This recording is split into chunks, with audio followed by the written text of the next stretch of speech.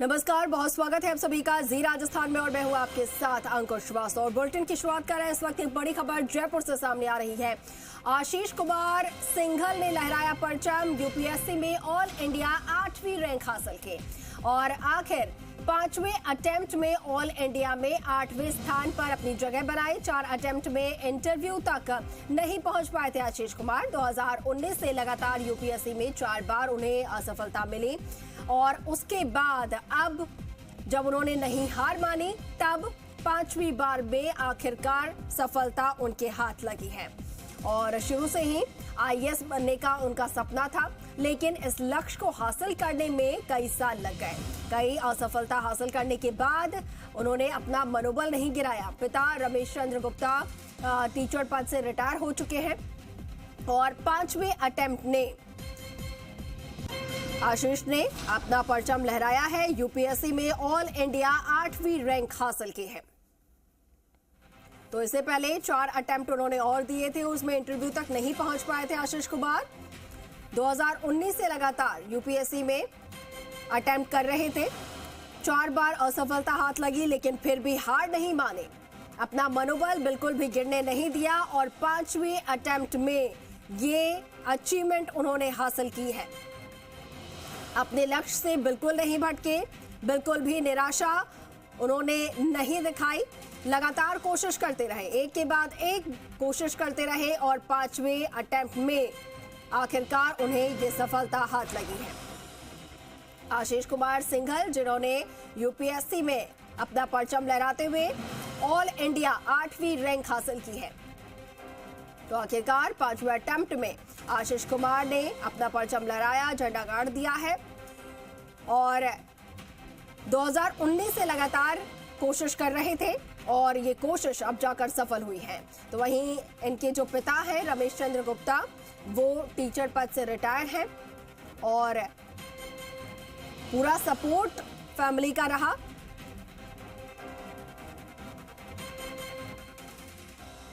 और इस वक्त हमारे साथ आशीष कुमार सिंघल जी खुद फोन लाइन पर जुड़ चुके हैं।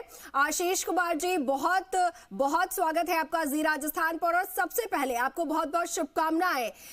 यूपीएससी में ऑल इंडिया 8वीं रैंक आपने हासिल की है। सबसे पहले तो आपसे जानना चाहेंगे इस वक्त कैसा आपका मन है, कैसा आप अनुभव कर रहे हैं?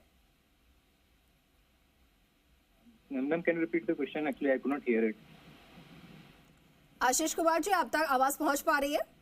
हाँ, अब आवाज पहुंच पा रही है। बिल्कुल बिल्कुल। सबसे पहले आपको बहुत बहुत शुभकामनाएं। ऑल इंडिया 8वीं रैंक आपने हासिल की है। क्या अनुभव इस वक्त, क्या आपके मन में जो विचार है वो चल रहे हैं? अभी तो बहुत खुशी का माहौल है सब जगह, यहाँ देखते हुए अपने मन में भी और घर में भी और पड़ोस में भी। जी, घर में किस तरीके से सेलिब्रेशन हो रहा है आशीष जी?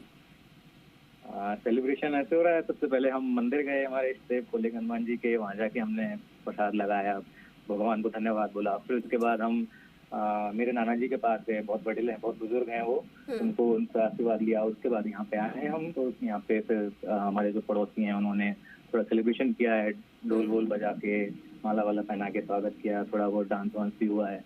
तो यही सब जगह खुशी का माहौल है। जी बिल्कुल बिल्कुल। आशीष जी, देखिए आपका जो ये सफर है वो काफी लंबा रहा, लेकिन आपने हार बिल्कुल नहीं मारी। ये बताया जा रहा है कि 2019 से आप लगातार शायद ट्राई कर रहे थे, अटेम्प्ट कर रहे थे। तो आपकी जुबानी हम सुनना चाहेंगे, क्या ये पूरा सफर रहा, कब से आपने शुरुआत की, अभी तक कैसे आप पहुंचे, कितनी मेहनत लगी? जी, तो 2017 में मैं ग्रेजुएट एंड पोस्ट ग्रेजुएट हो गया था आईआईटी खड़गपुर से। और उसके बाद मैंने 1 साल जॉब किया था गुड़गांव में कॉग्निसेंट में। तो 2018 में मैंने रिजाइन किया और प्रिपरेशन चालू की थी जुलाई से। तो 2019 में पहला अटेम्प्ट दिया, उसमें मेरा प्रीलिम्स क्लियर हो गया था, लेकिन मेंस में फेल हो गया था। और फिर उसके बाद मैं कोई बात नहीं, 2020 में फिर दोबारा अटेम्प्ट दिया, लेकिन उसमें मैं प्रीलिम्स में ही फेल हो गया। फिर 21 में दिया तीसरी बार, तो उसमें फिर से प्रीलिम्स क्लियर हुआ, लेकिन मेंस में फेल हो गया। फिर चौथी बार प्रीलिम्स दिया, तो चौथी बार तो अनएक्सपेक्टेडली प्रीलिम्स में ही फेल हो गया। तो बहुत ही अप्स एंड डाउन रहे। फिर अब 5वीं बार दिया है, तो उसमें प्रीलिम्स, मेंस, इंटरव्यू और सब आज हो गया पास। अच्छा, लेकिन आशीष जी आपकी तारीफ करनी पड़ेगी, क्योंकि ऐसा होता है कि एक व्यक्ति 1 या 2 बार अटेम्प्ट करता है, ज्यादा 3 बार करता है और उसके बाद हार मान जाता है। तो आप एक तरीके से सबके लिए प्रेरणा के तौर पर हैं कि 4 अटेम्प्ट के बाद भी आपने इतनी हिम्मत रखी कि 5वीं बार आपने अटेम्प्ट किया और अपनी सफलता भी हासिल की है। तो युवाओं को किस तरीके से संदेश देना चाहेंगे जो कि बहुत जल्द ही निराश हो जाते हैं, उनके लिए क्या मैसेज है आपकी तरफ से?